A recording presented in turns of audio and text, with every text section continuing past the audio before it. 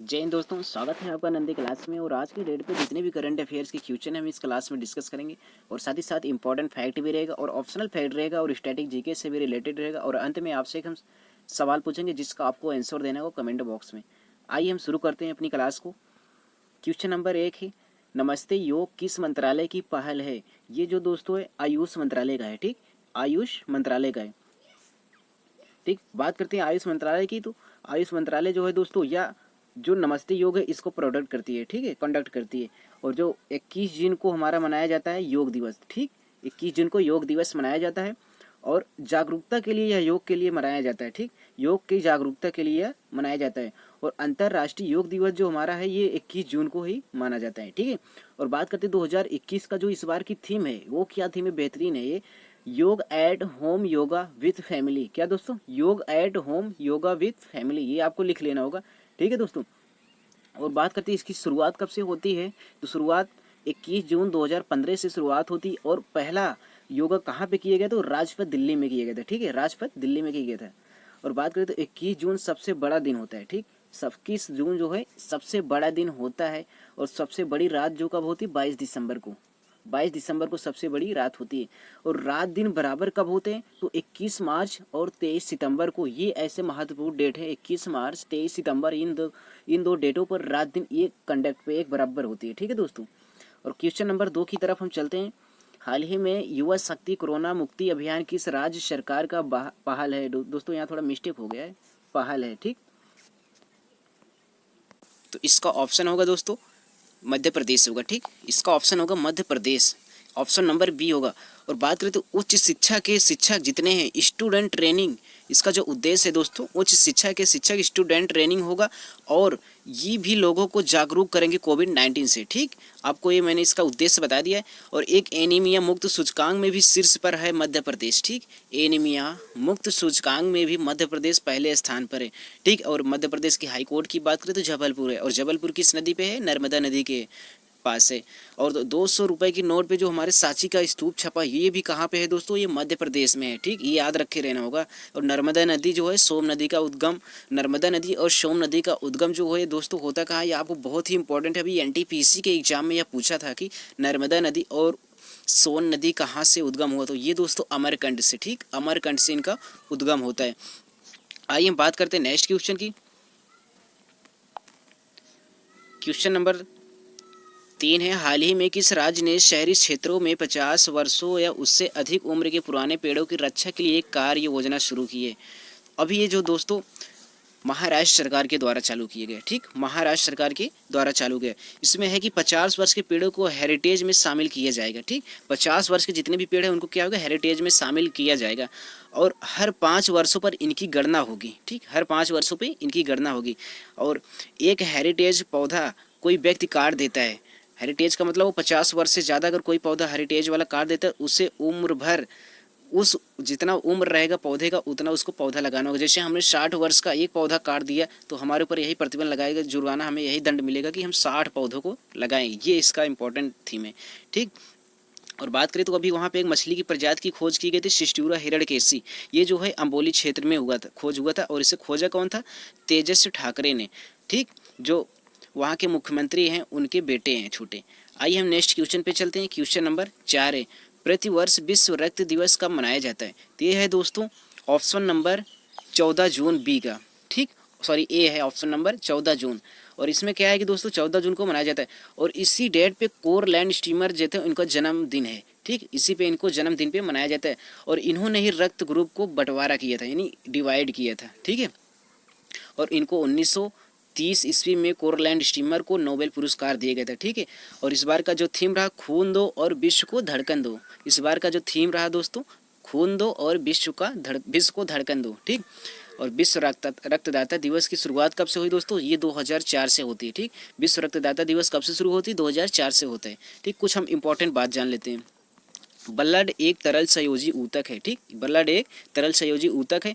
और सर्वदाता रक्त समूह कौन सा है दोस्तों, वो ओ है। बहुत लोग ये बताते हैं कि सिर्फ ओ ही बताते हैं, लेकिन आपको ओ माइनस लिखना है, ठीक, ओ नेगेटिव। आपको ये याद रखे रहना होगा, समझदार और पढ़े लिखों की पहचान यही होती है। सर्वग्राही कौन सा होता है दोस्तों, ए बी प्लस होता है, ठीक, ए बी प्लस होता है। और रक्त में कितना, बहुत ही बेहतरीन, अभी एनटीपीसी के एग्जाम में पूछा गया था, रक्त में प्लाज्मा की प्रतिशतता कितना होती है, तो दोस्तों 55% होती है, ठीक, 55% होती है। और आरबीसी का जो कब्रिस्तान बोला जाता है वो है प्लीहा, ठीक, वो है प्लीहा। आइए हम बढ़ते हैं नेक्स्ट क्वेश्चन पे। हाल ही में किसके द्वारा ऑपरेशन ऑलिविया शुरू किया गया, ये दोस्तों जो इसका आंसर होगा हमारा भारतीय तटरक्षक बल, ठीक, भारतीय तटरक्षक बल के द्वारा किया गया, ठीक।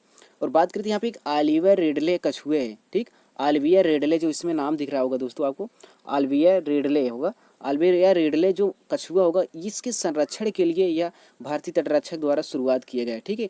ओल्विया रिडले जो है ये प्रजनन के लिए घोंसला बनाते और उसे क्या बोला जाता है, एरीवाडा, ठीक, जो प्रजनन के लिए घोंसला बनाते हैं अपना उसे बोला जाता है एरीवाडा। ये बहुत इंपॉर्टेंट है दोस्तों, ठीक, एरीवाडा बोला जाता है, ठीक। और यह जो है ये गर्म पानी में पाए जाते हैं, ठीक, ये गर्म पानी में पाए जाते हैं। और भारतीय तटरक्षक बल की जो स्थापना होती है दोस्तों वो 1978 की अधिनियम से, ठीक, 1978 की अधिनियम से इसकी स्थापना होती। और बात करें तो अभी एक सीआरपीएफ जो होता है, सीआरपीएफ की स्थापना होती है 1939 में, ठीक, 1939 में। और इसका हेडक्वार्टर कहाँ है, दिल्ली में है, ठीक है, ठीक दोस्तों। और नॉमिनीकरण जब इसका सीआरपीएफ का कब हुआ था दोस्तों, तो 1949 में, ठीक, ये आप बेहतरीन तरीके से याद कर लीजिएगा, सीआरपीएफ इसका नाम पड़ा 1949 ईस्वी में, ठीक। और इसके जो हेड हैं कुलदीप हैं, कुलदीप। और बात करते हैं दोस्तों एक असम राइफल के बारे में, बहुत ही चर्चित रहता है असम राइफल। असम राइफल की स्थापना होती है 1835 में, लेकिन उसका जो पहला नाम था वो कछार था। तो हम असम राइफल का जब नाम पड़ा 1917 ईस्वी में, और इसके पहले हम कछार के नाम से जानते थे 1835 से। 1917 में असम राइफल का नाम पड़ा, ठीक है दोस्तों। असम राइफल के जो हेड है इसमें प्रदीप चंद्रन है, ठीक, और मुख्यालय इसका शिलोंग में है। आइए बात करते हैं नेक्स्ट क्वेश्चन पे। क्वेश्चन नंबर 6 है, हाल ही में नेफ्टाली बेनेट किस देश के प्रधानमंत्री पद की शपथ लिए। तो अभी जो है दोस्तों ये इजराइल के, ठीक, इजराइल के, ये बहुत ही दिलचस्पी रहा, पूरे विश्व में चर्चित भी रहा। और जो इजराइल के हैं नेफ्टाली बेनेट प्रधानमंत्री बन गए। और राष्ट्रपति यहाँ के कौन है दोस्तों, अभी हाल ही में नियुक्त किए गए, तो इशाक हरजोग वहाँ के राष्ट्रपति बने। और बात करें तो यहाँ पे जो अब सरकार बनी है गठबंधन की सरकार है, ठीक, ये गठबंधन की सरकार बनी हुई है। और गठबंधन की बात करें तो इसमें 60 सीट जो नेफ्टाली बेनेट को मिला है और 59 इनके विपक्ष को मिला है। और नेफ्टाली बेनेट की जो पार्टी है वो है यामिनी पार्टी, ठीक, यामिनी पार्टी है, ठीक। आगे बढ़ते हैं, कुछ फैक्ट भी बात करते हैं। और कट्टरपंथी को फांसी की आदेश अभी जो है नेफ्टाली बेनेट ने अलाउ कर दिया है, ठीक, जितने भी कट्टरपंथी हैं उनको फांसी देने की आदेश नेफ्टाली बेनेट ने दे दिया है, ठीक। और 1948 में इजराइल का एक स्थापित हुआ, ये अस्थायित्व में आया दोस्तों, स्थापना नहीं हुई, अस्थायित्व में आया, विश्व में देशों के रूप में एक अस्थायित्व में आया 1948 इसमें, आप इसका इंपॉर्टेंट में लिखिएगा। और इजराइल और गाजा पट्टी के विवाद अभी चल रहा था, अभी उसमें कौन सा देश मध्यस्थता की, तो वो मिस्र देश ने, ठीक। आइए बात करते कुछ और फैक्ट। इजराइल एकमात्र यहूदी वाला देश है, एकमात्र यहूदी वाला देश कौन सा है, वो इजराइल है, ठीक। आइए हम बात करते हैं नेक्स्ट क्वेश्चन की। क्वेश्चन नंबर है 7। क्वेश्चन नंबर 7 है, हाल ही में अंतर्राष्ट्रीय क्रिकेट परिषद आईसीसी ने किस भारतीय खिलाड़ी को ऑफ फेम में शामिल किया है। तो ये है दोस्तों बीनू माकड़, ठीक, बीनू माकड़ को अभी शामिल किया गया। और बीनू माकड़ तो आप नाम लगता है पहली बार सुन रहे हैं। और ये जो है ना बीनू माकड़, ये सुनील गावस्कर के कोच थे, ठीक, ये सुनील गावस्कर के कोच थे। इसमें 10 प्लेयर लिए जाते हैं, ठीक, इसमें कितने 10 प्लेयर लिए जाते हैं, ठीक है। और बात करें तो मिशन सिंह बेदी, कपिल देव, सुनील गावस्कर, अनिल कुंबले, राहुल द्रविड़, सचिन तेंदुलकर, ये अभी तक इसमें क्या होगी शामिल हुए हैं, ठीक, इसमें अभी तक शामिल हुए। नाम एक बार हम फिर से बोल रहे हैं दोस्तों, जो बिशन सिंह बेदी, कपिल देव, सुनील गावस्कर और जो अनिल कुंबले, राहुल द्रविड़, सचिन तेंदुलकर। और दोस्तों इसमें सबसे इंपॉर्टेंट बात सौरभ गांगुली को नहीं शामिल किया गया है, ठीक, अभी तक इनको सौरभ गांगुली को नहीं शामिल किए। ये 10 लोगों को अभी तक इसमें जोड़ दिए गए हुए हैं, ठीक है। और बात करें तो राजीव गांधी की जो अवार्ड क्रिकेट की शुरुआत हुई थी, ये जो है 1909 में, ठीक, क्रिकेट की जो शुरुआत हुई थी। अभी हम राजीव गांधी अवार्ड के बारे में बताएंगे, ठीक है। जो क्रिकेट की शुरुआत हुई थी दोस्तों 1909 में, और इसका जो प्रेजेंट टाइम हेडक्वार्टर है दुबई में है। और इसके वर्तमान में अध्यक्ष कौन है, बर्कले, ठीक, बर्कले हैं इसके वर्तमान में अध्यक्ष। और आइए हम थोड़ा, ये तो अभी हमने आईसीसी के बारे में बताया, इसकी स्थापना और हेडक्वार्टर।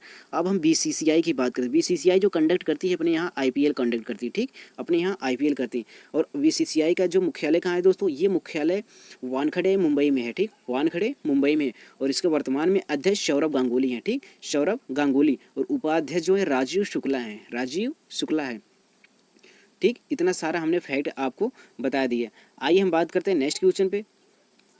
क्वेश्चन नंबर 8 है, हाल ही में किस देश में माकी पोकस वायरस का मामला सामने आया है। तो अभी जो है दोस्तों माकी पोकस जो है ये इंग्लैंड में आया हुआ है, ठीक, ये इंग्लैंड में आया है, ठीक है दोस्तों। अब ये देखा जाए तो बहुत ज़्यादा ही खतरा तो नहीं है, लेकिन खतरा तो भाई बीमारी बना ही देती है। बात करते हैं हम, यह रोग जो है चेचक के समान होता है, ठीक, चेचक के समान होता है। और इसका लक्षण क्या है दोस्तों, बुखार आना, दाने निकलना, सिर का दर्द होना, ठीक। इस बीमारी से केवल मात्र 11% ही मृत्यु दर है। इस बीमारी से 11% ही मृत्यु दर है। तो ये ज़्यादा डेंजरस नहीं समझा जाता है। और अफ्रीका के अंदर ये बड़ी मात्रा में पाया जाता है अभी तक, ठीक है। और थोड़ा हम इससे फैक्ट जुड़े हुए बताते हैं। अब हम बायोलॉजी में थोड़ा कुछ चलते हैं। स्मॉल पोकस जो है वो छोटा चेचक के नाम से जाना जाता है, ठीक।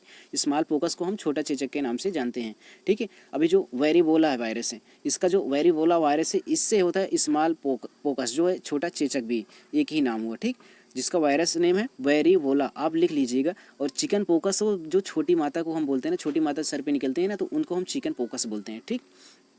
आइए हम नेक्स्ट क्वेश्चन पे चलते हैं। क्वेश्चन नंबर 9 है, 2032 का ओलंपिक खेल कहाँ पर आयोजित होगा। अभी दोस्तों ये भी आ गया कि 2032 का ओलंपिक कहाँ खेला जाएगा, ये भी तय कर दिए गए होगा कि कब खेला जाएगा, ठीक। तो ये ब्रिस्बेन ऑस्ट्रेलिया में, ठीक, ब्रिस्बेन ऑस्ट्रेलिया में होगा, ठीक है दोस्तों। और जो 2024 का ये पेरिस में होगा, और 2028 का जो है एंजिलो में होगा, ठीक। 2024 का पेरिस में, 2028 का एंजिलो में, और 2032 का जो है ये खेला जाएगा ब्रिस्बेन में, ठीक। आइए हम थोड़ा इससे रिलेटेड फैक्ट भी बताना चाहते हैं। अंतर्राष्ट्रीय ओलंपिक समिति के अध्यक्ष जो हैं थॉमस वोक हैं, ठीक, अंतर्राष्ट्रीय ओलंपिक समिति के अध्यक्ष थॉमस वोक हैं। और बात करें सियोल शांति पुरस्कार से अभी इन्होंने इनकार कर दिया था, ठीक, थॉमस वोक ने सियोल शांति पुरस्कार से इन्होंने इनकार कर दिया है। ये सारा मैंने फैक्ट आपको बताया। कुछ और बताना चाहता हूँ। और टोक्यो ओलंपिक पहली नाविका है क्वालिफाई करने वाली भारतीय खिलाड़ी, वो नेत्रा कुम्मन है, ठीक। टोक्यो ओलंपिक में पहली नाविका क्वालिफाई करने वाली भारतीय महिला कौन, वो नेत्रा कुम्मन है, ठीक। और पहली महिला पहलवान की बात करें बिमेश फोगाट, ठीक, पहली महिला पहलवान टोक्यो ओलंपिक में क्वालिफाई करने वाली बिमेश फोगाट हैं, ठीक। और घोड़ा सवार जो क्वालिफाइड करने वाली हूँ फिवाद मिर्जा हैं। आप पूरा सीक्वेंस में लिख दीजिएगा दोस्तों। अभी हमने 2-3 को बताया, ठीक। मैं एक ऐसा वीडियो लूँगा अभी तक जितने भी क्वालिफाइड, लेकिन मैं बता देता हूँ एक बार फिर शुरू से दोस्तों, आप लिख लीजिएगा। मैं यही मेहनत करूँगा, साथ ही साथ आपको भी करवाऊँगा, ठीक है। और टोक्यो ओलंपिक में पहली नाविका का क्वालिफाई करने वाली कौन है, नेत्रा कुम्मन है। पहली महिला पहलवान जो है टोक्यो ओलंपिक में क्वालिफाई करने वाले वो बिमेश फोगाट हैं। पहले घोड़ा सवार जो है ओलंपिक में क्वालिफाई करने वाले कौन है, फिवाद मिर्जा हैं, ठीक। टोक्यो ओलंपिक में क्वालिफाई करने वाली अभी तक घोड़ा सवारी हो फिवाद मिर्जा हैं, ठीक। ये जो है टोक्यो के हैं, ठीक। इस बार टोक्यो ओलंपिक में पहले हैं। और जो है ये वर्ल्ड की बात करें, पूरे विश्व की बात करें, तीसरे नंबर पर भारतीय के हैं, ठीक। और वेट लिफ्टिंग में कौन क्वालिफाइड हुआ, वो मीराबाई चानू है, ठीक, Mirabai Chanu Tokyo Olympic qualified हुई। आइए हम बात करते हैं नेक्स्ट क्वेश्चन की। क्वेश्चन नंबर है 10वां है, जो अंत क्वेश्चन है दोस्तों। इसमें है कि build back Bihar world B3W पहल का संबंध किससे है। तो ये जो है दोस्तों G7 से, ठीक, G7 से, ठीक। और ये हुआ कहाँ पे, ये जो है कॉर्नवॉल में हुआ। कहाँ पे, कॉर्नवॉल ब्रिटेन में किया गया आयोजन, ठीक है दोस्तों। और कैसरा नंबर का है, ये जो है दोस्तों इस बार 47वां नंबर का है G7 की बैठक, ठीक है। और बात करें भारत का, इसमें संदेश क्या रहा है, ऑन अर्थ वन हेल्थ, ये भारत का संदेश इस बार का रहा, ऑन अर्थ वन हेल्थ। इस भारत के जो प्रधानमंत्री वो वीडियो कॉलिंग इंटरनेट के माध्यम से जुड़े हुए थे, ठीक। जो 2020 का हुआ ये काउंसिल अमेरिका में होने वाली थी, ठीक। जो 2020 की G7 थी ये अमेरिका में होने वाली थी, लेकिन इसे कैंसिल कर दिए गए थे कोविड-19 के चलते, ठीक है दोस्तों। और बात करते हैं अभी G20 की बैठक। G20 की बैठक सऊदी अरब में हुआ था और G20 का जो 2021 का बैठक हुआ था वो रोम इटली में हुआ, और जो G20 2022 का जो बैठक है इंडोनेशिया में होगा, और G20 2023 का बैठक भारत में होगा। ठीक है, इतना सारा हमने आपको बता दिया। और G7 जो है इसमें 7 देश होते हैं। ठीक, इसमें 7 देश होते हैं, आप बेहतरीन तरीके से लिखिएगा दोस्तों। Germany, France, Japan, USA, Canada, England. फिर से मैं नाम बोलना चाहता हूँ, G7 में 7 देश होते हैं, Germany, France, Japan, USA, Canada, England. ठीक, और इसी के साथ दोस्तों हो गए वीडियो की समाप्ति। हम सारा क्वेश्चन का डिस्कस किए हैं, और हम इसी के साथ कुछ आपके लिए आज का सवाल है, 2019 का विश्व कप का फाइनल मुकाबला किसने जीता हुआ था। ठीक, ये आपको कमेंट बॉक्स में डालना है। ठीक है दोस्तों, इसी के साथ हम वीडियो को विराम देते हैं। जय हिंद।